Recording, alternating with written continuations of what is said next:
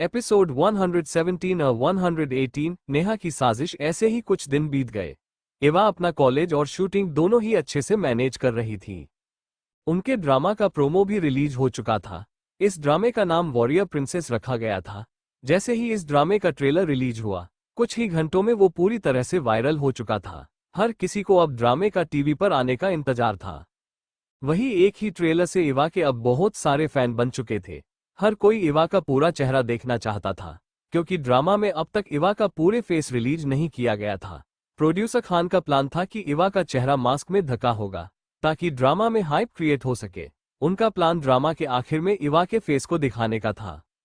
Trailer में इवा ने एक खूबसूरत मास्क पहना हुआ था, जिससे उसकी आंखें और उसके नाक के नीचे का आधा फेस ही नजर आ रहा था। लेकिन इससे इवा के खूबसूरती पर जरा सा भी असर नहीं पड़ा था, बल्कि वो अभी भी बहुत खूबसूरत लग रही थी, जिससे हर किसी को ये जानने की इच्छा हुई कि इवा असल में कैसी दिखती है। उन्होंने इंटरनेट पर बहुत ढूंढा, पर किसी को भी इवा के नाम के अलावा ज्यादा कुछ नहीं मिला।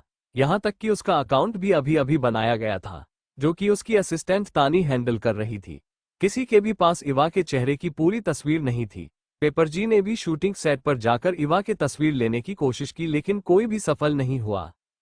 इवा को लेकर लोगों के मन में क्रेज इतना बढ़ गया कि उन्होंने इवा का एक फन ग्रुप भी तैयार किया। देखते ही देखते इवा के मिलियन फॉलोअर्स हो गए थे। अब इस ड्रामा के रिलीज होने का इंतजार कर रहे थे। नेहा तो इवा को मिल रहे फेम से पूरी तरह से फ्रस्ट्रेट हो चुकी थी। उसने बहुत बार इवा को बदनाम करने के लिए पेपराजी को हायर किया था।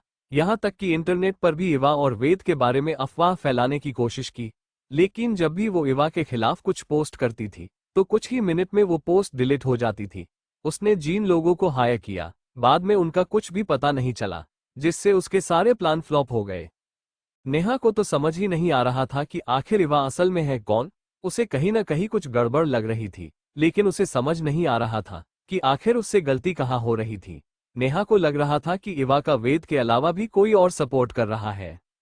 नेहा ने सेट पर इवा को सबकी नजरों में गिराने की भी कोशिश की। वो सेट पर सबके साथ अच्छे से बर्ताव करती, यहाँ तक कि वो कभी कभी उनके लिए ब्रेकफास्ट भी लेकर जाती थी, जिससे सब उसके बारे में अच्छा सोचते थे। लेकिन इवा को दूसरों से कोई फर्क नहीं पड़ता था, और नहीं उसे इस बात की चिंता थी कि सेट पर लोग उसके बारे में क्या सोचते हैं। उसे बस अपने काम से मतलब था, जिस वजह से नेहा का ये प्लान भी काम नहीं किया। नेहा बस कैसे भी करके इवा को इस ड्रामा से बाहर निकालना चाहती थी, क्योंकि ड्रामा में अभी तक इवा का फेस रिलीज नहीं किया गया था। तो अगर उससे पहले इवा इस ड्रामा से बाहर चली गई, तो वो मेन लीड के तौर पर काम कर सकती है। फिर हर कोई सिर्फ उसके बारे में ही बात करेगा, उसकी फैन फॉलोइंग भी काफी बढ़ जाएगी। इस सब के बारे में सब सोचकर नेहा अब कुछ बड़ा प्लान करने की सोच रही थी। आज उनका शूट शहर से बाहर के एक जंगल में होने वाला था, जो कि शहर से करीब 4 घंटे की दूरी पर था। आज वेद का कोई शूट नहीं था। आज सिर्फ नेहा और इवा के ही सीन शूट होने थे। नेहा को पता चला कि वेद कुछ काम से दिल्ली गया हुआ था। क्योंकि वेद इवा को बचाने के लिए आसपास नहीं है, तो उसने आज कुछ बड़ा करने की सोची। आज के सीन में इवा को घोड़े पर बैठकर एक खरगोश पर निशाना लगाना था। उसके शूट के लिए घोड़े को भी तैयार किया गया था, क्योंकि इवा को घुसवारी आती थी और उसका निशाना भी परफेक्ट था। तो इवा ने डायरेक्ट शाह को उसके डुप्लीकेट को लेने से मना किया। उसने कहा कि वो खुद से ही इस सीन को परफॉर्म करेगी। शूटिंग के वक्त कोई हादसा ना हो, इसलिए क्रू मेंबर ने घोड़े की अच्छे से जांच की थी। उन्होंने जंगल का वो एरिया भी अच्छे से चेक किया था। उसके बाद इवा ने एक बार घोड़े पर बैठकर पूरे सीन की रिहर्सल की। जब डायरेक्टर शाह को लगा कि सब सही है, तो उन्होंने इवा को कॉस्ट्यूम पहनकर आने को बोला। तब तक नेहा के सीन शूट होने थे। जैसे ही इवा का सीन स्टार्ट होने वाला था, इवा तानी के साथ वहां पहुंची। इवा ने आज एक वॉरियर का कॉस्ट्यूम पहना था, साथ में एक ब्लैक कलर का मास्क पहना हुआ था, जिसमें कि वो काफी खूबसूरत लग रही थी। क्रू मेंबर को तो अब भी इवा के खूबसूरती की आदत नहीं हो पाई थी। जब भी इवा इस तरफ तैयार होकर सेट पर आती, हर कोई इवा को बार बार देखने से खुद को रोक नहीं पाता था। इवा ने घोड़े पर बैठकर अपना सीन परफॉर्म करना शुरू किया। वो अपने सीन अच्छे से परफॉर्म कर रही थी कि अचानक उसका घोड़ा बेकाबू हो गया।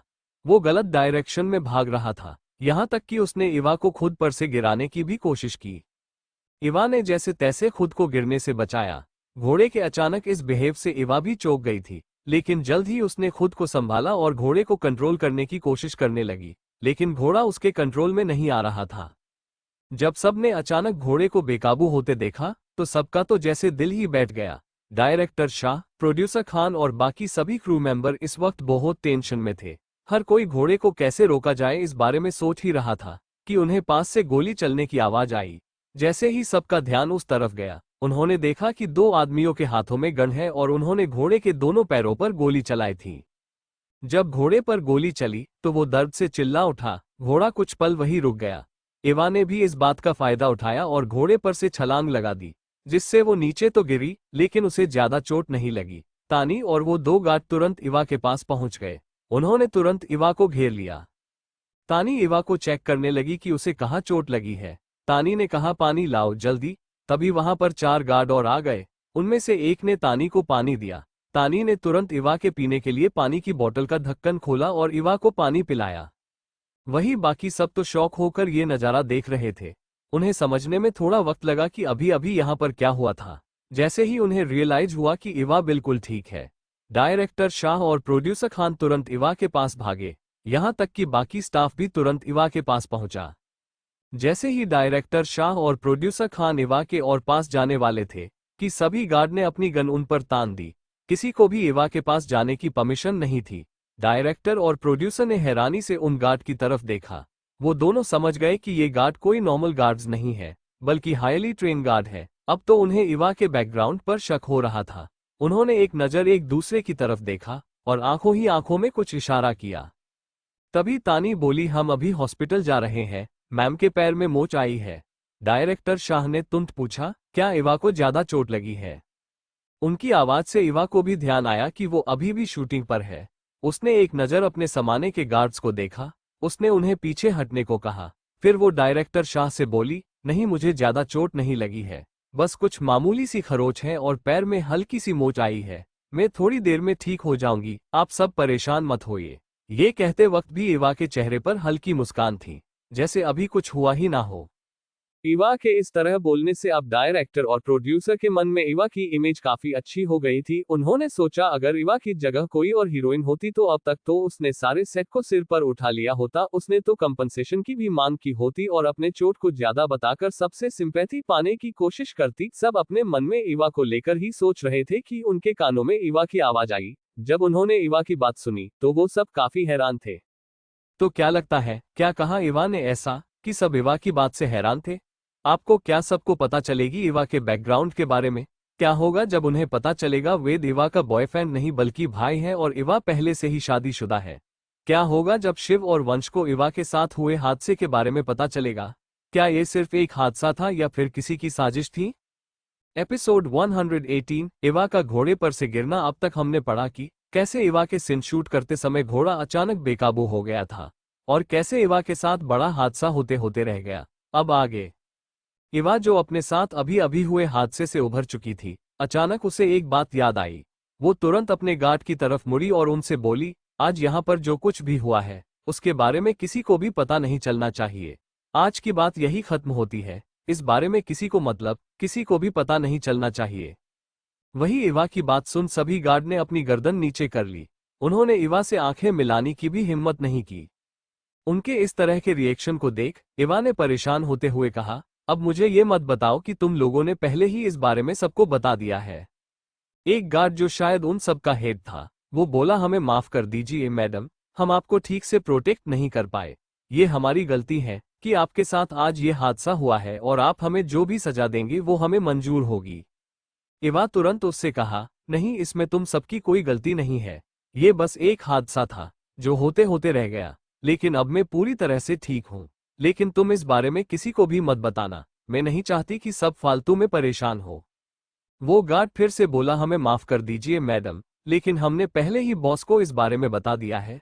तभी एक और गार्ड बोला, हमने भी उन्हें पहले ही बता दिया है, हमें ऑर्डर मिले थे, अगर कुछ भी हुआ तो हमें तुरंत उन्हें इन्फॉर्म करना होगा। हमें माफ कर दीजिए। किसी भी गार्ड ने अब अपना सिर उठाने की हिम्मत नहीं की। उन्हें पता था आज उनकी लापरवाही की वजह से इवा को चोट लगते लगते बची। उन्हें उनकी इस लापरवाही की सजा जरूर मिलेगी और सब अपनी सजा के लिए पहले से ही तैयार थे। डायरेक्टर शाह और बाकी सभी लोग इवा और उसके गार्ड की बातें सुनकर बहुत कंफ्यूज थे। उन्हें समझ नहीं आ रहा था कि वो लोग किस बारे में बात कर रहे हैं। इवा को अब थोड़ी टेंशन हो रही थी। उसने कहा, मेरा फोन कहाँ है? मैं अभी उन्हें कॉल करके बोल दूंगी कि मैं बिल्कुल ठीक हूँ। तानी ने इवा को उसका फोन दिया। फिर वो गार्ड से बोली, क्या आप सबने सब कुछ चेक किया? क्या पता चला कि घोड़े को अचानक क्या हो गया था? एक गार्ड तुरंत बोला, हमने घोड़े की जांच के लिए किसी को बुलाया है, जिससे हमें तुरंत पता चल जाएगा कि आखिर उसे क्या हुआ था और उसने अचानक मैडम पर अटैक क्यों किया। हमने आसपास की भी तलाशी ली है, लेकिन हमें कुछ भी गलत नहीं मिला। तभी दूसरा गार्ड बोला, मुझे लगता है जब तक पूरी बात पता नहीं चलती हमें इस जगह को सील करना चाहिए और ताकि कोई भी यहां से बाहर न जा सके। इवा जो कि शिव को कॉल कर रही थी, उसने जब गार्ड की बात सुनी तो वो तुरंत बोली, नहीं उसकी कोई जरूरत नहीं है, मैं बिल्कुल ठीक हूं और मुझे लगता है कि ये सिर्फ एक हादसा था, तो अब आगे इसकी कोई जांच नहीं होगी, हम अभी घर जा रहे हैं। इवा को पहले से ही पता था कि हो न हो इन सब के पीछे जरूर नेहा का ही हाथ होगा। नेहा के अलावा ऐसा काम कोई नहीं कर सकता, लेकिन वो इतनी जल्दी नेहा को सबके सामने बेनकाब नहीं करना चाहती थी, इसलिए उसने अपने गार्ड को आगे की जांच करने से रोक दिया। वही नेहा जिसने ये सब प्लान किया था, उसने जब इवा को सही सलामत देखा तो उसे बहुत गुस्सा आ रहा था। नेहा ने बहुत अच्छे से सब प्लान किया था। उसने जो आदमी घोड़े की देखभाल कर रहा था उसे पैसे दिए थे और उसे कहा था कि जब इवा शूटिंग कर रही हो तभी घोड़ा बेकाबू होना चाहिए और इवा को इन सब में ज्यादा से ज्यादा चोट लगनी चाहिए। जब नेहा ने घोड़े को बेकाबू होकर भागते देखा तो उसे लगा था कि उसका प्लान अच्छे से काम कर रहा है, लेकिन उसे अब भी समझ नहीं आ रहा था कि आखिर इवा बच कैसे गई। उसने इतने अच्छे से सब प्लान किया था। उसकी नज़र उन गार्ड पर गई और वो मन ही मन बोली, ये इतने सारे गार्ड, क्या ये इवा के पर्सनल गार्ड है? फिर वो खुद से ही बोली, नहीं, इवा का तो कोई बैकग्राउंड भी नहीं है, जरूर वेद ने ही उसके लिए ये गार्ड अरेंज किए होंगे। उसने उनमें से एक गार्ड को पहले भी वेद से बात करते हुए देखा था। उसे उम्मीद नहीं थी कि वेद इवा से इतना प्यार करता होगा कि उसके लिए इतने सारे गार्ड भी अरेंज किए। नेहा को अब इवा से बहुत जलन हो रही थी। अचानक आसमान में हेलीकॉप्टर की आवाज आने लगी, जिससे सबका ध्यान ऊपर की तरफ चला गया। उन्हें यहां अचानक एक हेलीकॉप्टर आने की उम्मीद नहीं थी। हर कोई उसे देख ही रहा था कि एक गार्ड ने सिग्नल फायर किया, जिससे हेलीकॉप्टर उनके पास ऊपर कुछ दूरी पर रुका। तानी ने जैसे ही हेलीकॉप्टर देखा वो इवा से बोली, मैम मुझे लगता है डॉक्टर की टीम यहाँ है, आपको अभी उनके साथ यहाँ से जाना चाहिए। तानी के बोलने से इवा को तुरंत पता चला कि हो ना हो ये काम शिव का ही होगा। उसने मन ही मन सोचा, ये शिव भी ना कभी कभी बिल्कुल हद ही कर देते हैं। आखिर मुझे सिर्फ थोड़ी सी खरोच ही तो आई है, उसमें भी ये सब करने की क्या जरूरत थी? क्या वो थोड़ा नॉर्मल लोगों जैसे नहीं हो सकते? अब सीधे हेलीकॉप्टर भेज दिया। अब हर कोई मुझे अजीब नजरों से देख रहा है, जैसे मैं कोई एलियन हूँ। मुझे इनकी बात मानकर गार्ड को अपने साथ रखना ही नहीं चाहिए था। मुझे उनसे इस बारे में बात करनी ही होगी। ये इस तरह से बहुत एम्बेरेसिंग है। उसने सोच लिया कि वो घर जाकर पहले शिव से इस बारे में बात करेगी। तभी हेलीकॉप्टर से एक रस्सी नीचे आई और उसमें से दो गार्ड बाहर निकले। वो दो गार्ड पहले के गार्ड से ज्यादा पावरफुल लग रहे थे। उन्होंने इवा को सेफली हेलीकॉप्टर में बिठाया और उनमें से एक गार्ड बाहर ही रुक जबकि दूसरा इवा के साथ वहां से चला गया। तानी ने जब देखा कि सब लोग इवा और गार्ड को ही देख रहे हैं, तो तानी ने सिचुएशन को संभालते हुए डायरेक्टर शाह से कहा, सर मुझे लगता है कि मिस इवा कुछ दिनों तक शूटिंग नहीं कर पाएगी। अभी उसके पैर में मोच आई है, तो हमें पहले डॉक्टर से कंफर्म करना होगा। मैं उनकी हालत के बारे में डॉक्टर से बात करके आपको बता दूंगी। डायरेक्टर शाह ने हाँ में अपना सिर हिला दिया। वो अभी जो कुछ हुआ उसे अपने दिमाग में प्रोसेस कर रहे थे। उन्हें इस बात की जरा सी भी उम्मीद नहीं थी कि इवा की पर्सनल सिक्योरिटी इतनी हाई होगी। उन्हें इतना तो पता चल गया था कि इवा किसी बड़े खानदान से बिलोंग करती है और उसके पीछे स्ट्रांग बैकग्राउंड है। प्रोड्यूसर खान ने तानी से कहा, मैं किसी से बोलकर सेट पर अच्छे से जांच करूंगा। अगर ये किसी ने जानबूझकर किया हो तो वो बच नहीं सकता। तानी बोली, सर क्या प्लीज आप सब इस बात को सीक्रेट रखेंगे? मैम नहीं चाहती कि इस बारे में लोगों को पता चले, तो हम चाहते हैं कि कोई भी आज की किसी भी का जिक्र ना करे।